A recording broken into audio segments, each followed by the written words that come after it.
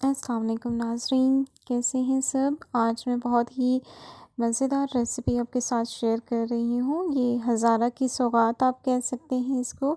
ये खजूरें हम बेसिकली हज़ारा में कहते हैं क्योंकि इनकी जो शेप होती है वो बिल्कुल खजूरों की तरह होती है, सो इसलिए हम खजूरें इसको कहते हैं। चलें तो मैं स्टार्ट करती हूँ। तो इसके लिए जो हमें इंग्रेडिएंट्स रिक्वायर्ड हैं उसमें घी है, सूजी है, खसखस है, गुड़ है और एग है और सौंफ एंड इलायची है जो हम इसमें ऐड करेंगे। ये बहुत ही इजी रेसिपी है, तो चलें हम अपनी रेसिपी को जो है वो स्टार्ट करते हैं। यहाँ पे मैंने पानी गरम कर लिया था, इसमें मैंने गुड़ जो है वो ऐड कर दिया है ताकि हमारा जो गुड़ है वो अच्छे से मेल्ट हो जाए। यहाँ पे मैंने एक परात ले ली थी, उसमें मैंने 2 कप जो है वो आटे के ऐड किए हैं। छोटे कप मैंने यूज़ किए हैं। इसमें मैंने 1 छोटा कप जो है वो सूजी ऐड कर दी है और हाफ़ कप जो है वो खसखस इसमें ऐड की है मैंने।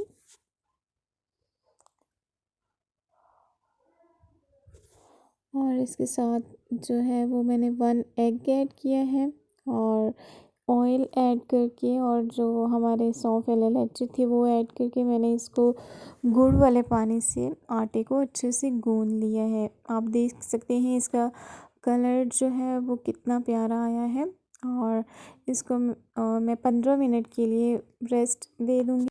हमने आटे को जो है वो इतना नरम नहीं रखना, ये थोड़ा सख्त रहेगा ताकि जो हमारी खजूरें हैं वो अच्छे से बन जाए। बैटर देखिए अच्छे से बन के रेडी है।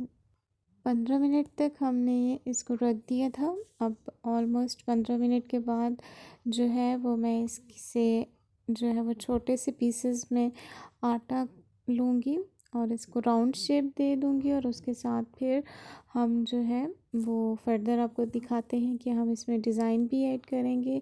ये आटे का बैटर देखिए कितना अच्छे से जो है वो बन चुका हुआ है और यहाँ पे मैंने एक राउंड सा छोटे साइज़ में मैंने एक गोल पीस ले लिया है और इसको आप रोल करके इस तरह आप इसको शेप दे सकते हैं। इस तरह ये है कि तो इसकी लुक बहुत अच्छी आती है और ये बहुत ही ज़बरदस्त लगते हैं। ऐसे इससे मैंने बहुत सारे जो है वो इसी डिज़ाइन में मैंने स्टाइल में बना लिए हैं। अब साथ ही साथ मैंने ऑयल भी गरम कर लिया था। अब हम इसमें जो हमने ये खजूरें बनाई हैं वो इसमें ऐड कर देंगे। कलर देखिए कितना खूबसूरत आया है और हम इसको थोड़ा डार्क ब्राउन करेंगे। आप इसको ज़रूर ट्राई कीजिएगा, ये बहुत ही मज़ेदार और क्रिस्पी सी रेसिपी है। आप खाएंगे तो आप कहेंगे कि बार बार ये रेसिपी बना के आप इसको स्टोर भी कर सकते हैं, चाय के साथ सर्व कर सकते हैं, नाश्ते में भी ले सकते हैं और अगर कोई आपके घर गेस्ट आए तो आप उसको भी ये सर्व कर सकते हैं। तो उम्मीद करती हूँ मेरी ये रेसिपी आपको अच्छी लगी होगी।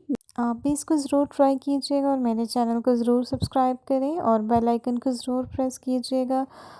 कमेंट्स में ज़रूर बताइएगा कि आपको ये कैसी लगी है। Thank you for watching. अल्लाह हाफिज़।